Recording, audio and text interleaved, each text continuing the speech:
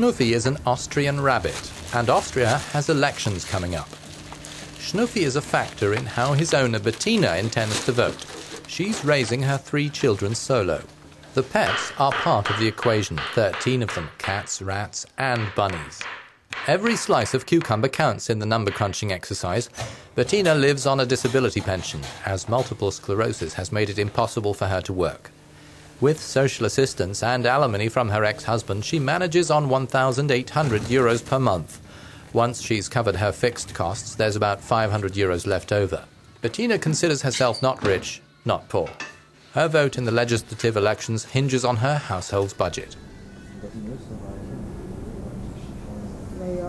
I'd really like to see a rise in the family allowance for all children, not only the ones starting school, from birth up till age 26.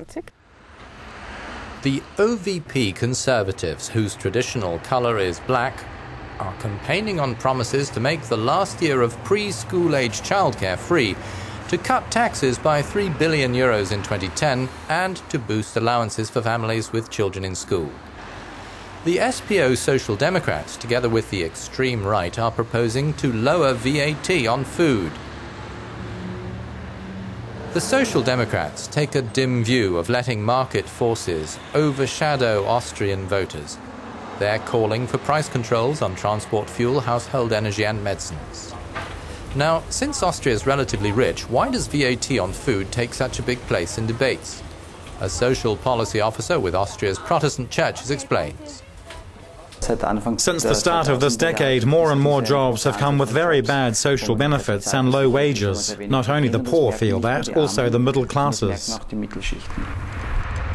In workers' country, heading for the industrial city of Schwechat, not far from the capital Vienna, the SPO and unions are showing unity. Austria has never seen election campaigning with the Social Democrats and the Conservatives scoring so low in public opinion polls, less than 30% approval. SPO wannabe Chancellor Werner Faymann is running on a ticket with anti-liberal undertones. The key words are more protection, less liberalisation and national referendums on major European Union matters. Divisions over the EU were what caused the Social Democrats to quit the coalition and leave the Conservatives in power.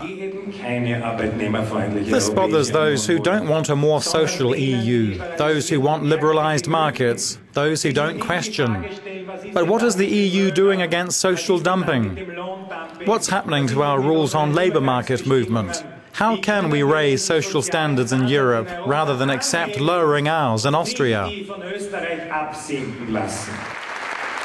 Speaking directly with Euronews, Faymann fosters a pro-European position. He rejects criticism by the Conservatives that his party's following the lure of people-pleasing euroscepticism. He says Europe is useful in fighting poverty.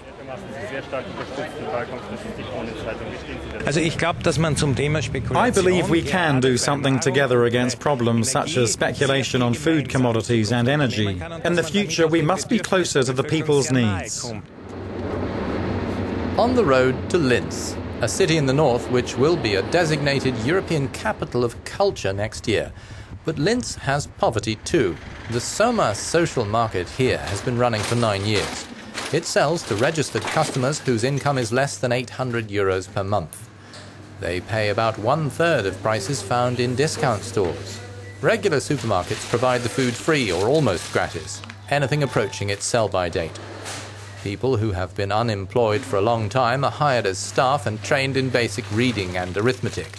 This Soma store serves around 150 customers a day. The Soma concept has been copied around Austria and Europe. A European study shows that 10% of the population is either on the poverty line or threateningly close to it. The same goes for Austria. People are getting poorer, and the social gap between rich and poor is getting deeper.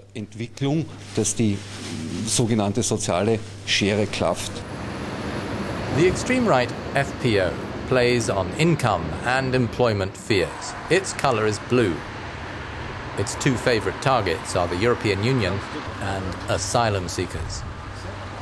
The Semyonovs live near Linz on the Danube in the small town of Mauthausen. They're refugees from Macedonia. When the former Yugoslavia was breaking up and Serbia was doing its worst to redraw ethnic map lines, Igorko and his wife Masida paid to be smuggled to Austria. They've worked at the language and good relations with neighbours. Their son Stefan was born here, but their asylum application has been rejected and they risk expulsion. Their only hope is a red-green coalition. As we see it, the Social Democrats have the best programme. I've heard that with them in government, immigrants who have been well integrated for 5 or 6 years will be granted the right to stay. What if the extreme right gets in? Will the family have to leave Austria? This electoral meeting in Vienna features the head of the Green List, Alexander van der Bellen. He tells Euronews he's not ruling out either a red-green coalition or one with the Conservatives. His priority is to avert any extreme right role. The Greens in government or the extreme right FPO? We are pro-European. The FPO wants to put up barriers. They would isolate Austria.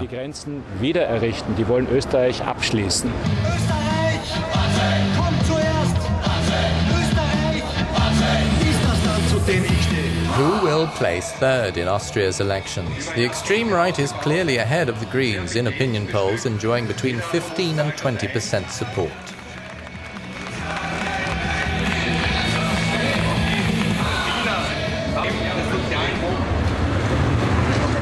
There are rumours running around that after the elections, the small BZO party of Jörg Haider will re-merge with the FPO. Together they would represent a quarter of the votes. The Liberal Party, led by Heide Schmidt, is tipped to barely pass the 4% bar needed to enter Parliament. Speculation over who will team up with whom is reaching fever pitch, Austrian style. Next to Graz, the country's second-largest city, to meet the head of the OVP Conservatives, today's Vice-Chancellor. His problem and perhaps salvation lies with the 40% of voters who haven't decided which way to cast their ballots. This reflects a national disorientation. Euronews asks Wilhelm Molterer, point blank, are you categorically against entering a coalition with the extreme right? Austria is the big winner in EU enlargement. Half of all Austria's jobs depend on export. Therefore, those who say let's get out of Europe are also saying reduce Austria's opportunities. Anyone who countenances leaving the EU is incapable of governmental partnership. That rules out any coalition along black and blue lines. Molterer's slogan is promise made, promise kept. The fallout from September the 28th will tell.